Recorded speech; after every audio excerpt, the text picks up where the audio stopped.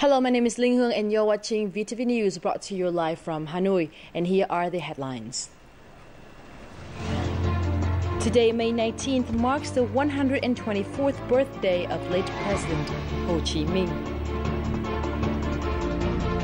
State security maintained in industrial parks. First up, a delegation from the Party State National Assembly and Vietnam Fatherland Front gathered at President Ho Chi Minh's mausoleum yesterday to lay a wreath in honor of the late great leader. Prominent at the ceremony marking President Ho's 124th birthday were Party General Secretary Nguyễn Phú Trọng, State President Trương Tấn Sang, Prime Minister Nguyễn Tấn Dũng, and National Assembly Chairman Nguyễn Sinh Hùng. Delegations of officials from the Ministry of Defense, the Ministry of Public Security, and People's Council of Hanoi, as well as other ministries, agencies, and individuals, also visited the Ho Chi Minh Mausoleum. They showed their deep respect and gratitude to President Ho Chi Minh for his great contribution to the national revolutionary cause. Thousands of people have been flocking to Hanoi in order to pay tribute to the late President Ho Chi Minh on the occasion of his 124th birthday. According to the management board, Ho Chi Minh Mausoleum has received nearly 10,000 visitors a day since the beginning of last week, and the figure continues to rise. On Sunday alone, despite the scorching heat reaching almost 40 degrees, the mausoleum received 12,000 visitors, 2,400 of which were foreigners. In other cities and villages across the country, various celebrations are being held to mark this special date for Vietnamese people. Throughout his life, late State President Ho Chi Minh had many special friends, and Jean Santini was one of those. Jean Santini, a representative of the French government, signed a preliminary agreement with Ho Chi Minh recognizing the independence of Vietnam. The following report takes a look at the friendship between former opponents Jean Santini and Ho Chi Minh. In a time-worn house in Paris' 14th district, there's a man who holds a store of memories about Vietnam's late President Ho Chi Minh. Philippe Santini, who owns the house, is the son of Jean Santini, who was the French plenipotentiary for Indochina. These two chairs used to be in my father's study. During the time for Fontainebleau Conference in 1946, Ho Chi Minh sat on one of these two chairs. I remember being deeply impressed by his slim stature. President Ho Chi Minh met Jean Santini for the first time in October 1945. At the time, Santini was an intermediary for the Vietnamese-French meeting that led to the preliminary agreement signed on March the 6th in 1946. In the same year, he accompanied Ho Chi Minh, who was by now the leader of an independent nation, to visit France and welcome him into his family home. Ho Chi Minh was so special that even though I was only a little boy at the time, I can clearly remember his stature, clothes, his small beard, and especially his eyes. I think Ho Chi Minh knew France even better than my father, even though the French had settled into China at the time. When they talked, Ho Chi Minh used to tell my father to call him Ho Chi Minh, not Mr. President. After the failure of the Fontainebleau Conference in July 1946, the tension between France and Vietnam kept escalating. Once again, the efforts of my father and President Ho Chi Minh came to nothing. What they wished for didn't come true, as there were too many people stopping them.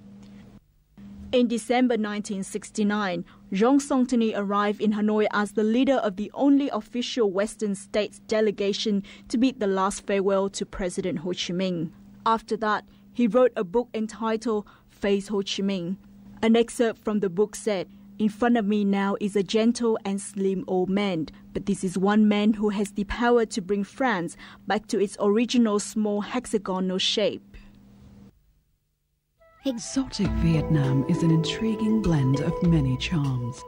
This land is where all manner of stunning landscapes await like a visual feast, rivaled only by the beauty of its people and their abundantly rich tradition and culture.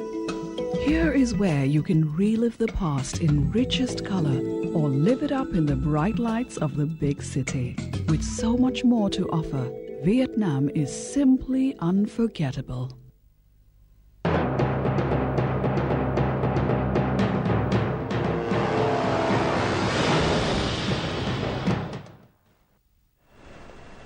On Sunday, head of the presidential office, Lao Viet-chung, presented gifts and conveyed President Trung Tân Sang's regards to the Vietnamese Marine Police and Fisheries Resources Surveillance Forces. First of all, he praised the Vietnamese forces' determination in their defense of national sovereignty over the last few days, and then he went on to convey President Sang's message, praising their efforts to overcome the difficult conditions under which they must protest China's illegal placement of its oil rig in Vietnam's exclusive economic zone. President Sang asked all forces to exercise restraint in the face of provocation from Chinese vessels and resolutely oppose their actions using only peaceful measures in accordance with international law. Yesterday, in the central province of Hà Tĩnh, police arrested 6 more people on charges of causing public disorder, destroying property and stealing assets at Hưng Nghiệp Limited Liability Company. So far, Hà Tĩnh police have arrested 80 people involved in the riot in Vũng Áng Economic Zone. They're also continuing investigations on those who incited the riot and damaged property. Also, yet today, border guards in Hà Tĩnh province arrested 10 people for causing public disorder. Production and trade resumed on Sunday in the Vũng Áng Economic Zone in the central province of Hà Tĩnh. In order to meet the deadlines for many orders, businesses have had to work extra hours. However, several foreign workers currently working in the economic zone are optimistic that their production will return to normal soon. Li Hua, a Chinese worker traveling with his wife and son, came to work at Vũng Áng Economic Zone 3 months ago. According to him, the recent conflict between Chinese and Vietnamese workers is just a misunderstanding, and he has no worries about his safety living here. I feel very safe living here. It has good security and the people are very warm. I really like this area. I'm thinking of bringing my relatives here to work. His wife has become very close with their landlady. They often go grocery shopping after work. People think of them as part of the neighborhood. I feel like I'm part of the family. They treat me and other members of my family very well. Workers at Vũng Áng Economic Zone have returned to work.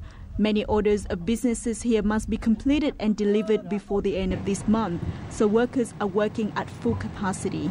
For those who have lost their identification documents, the authorities are offering them full support. Many businesses have full labor capacity now.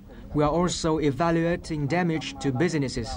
As for Chinese workers, they have been moved to an exclusive area where their safety and security is ensured.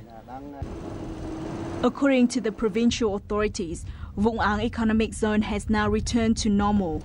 People are back to work and Taiwanese and Chinese workers are safe and protected. Today marks the first day that businesses in the southern province of Bình Dương have resumed production following several days of temporary closure due to public disorder. It's estimated that 95% of workers in 90% of companies operating in the province will return to work. More to follow. 5,000 workers in the Taiwanese-invested Kaiser Furniture Company are completing the final repairs to their company's workshops and are making preparations for their first day back to work. Once they return to work, 40 containers of finished products from this company are waiting to be delivered. From May the 19th, our company will be fully operational with 100% of our workers returned, roughly around 4,500 people. Despite it being a Sunday, some companies in Bình Dương province are as busy as they would be on a weekday. In fact, many workers volunteer to help repairing workshops and resume production in order to meet the company's delivery deadlines.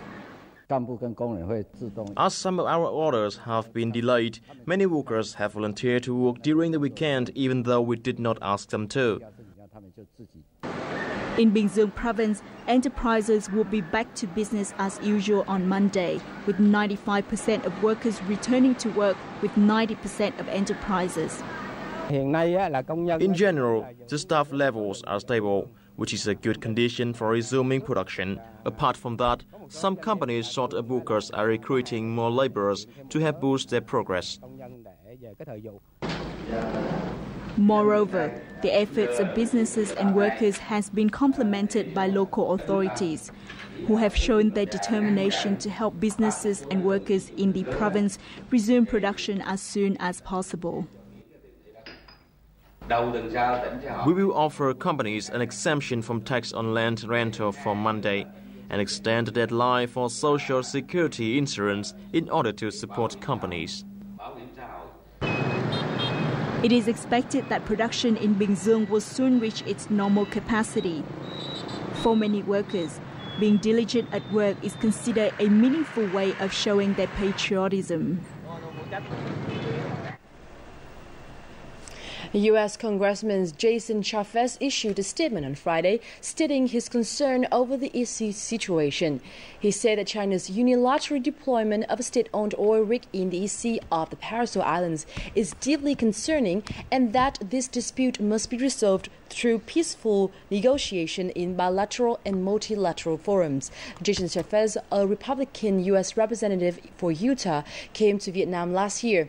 During his visit, he stressed the importance of freedom of navigation in the EC and his hope that all parties involved can cooperate to ensure peace and prosperity for the region. VTV News will now continue with the weather updates.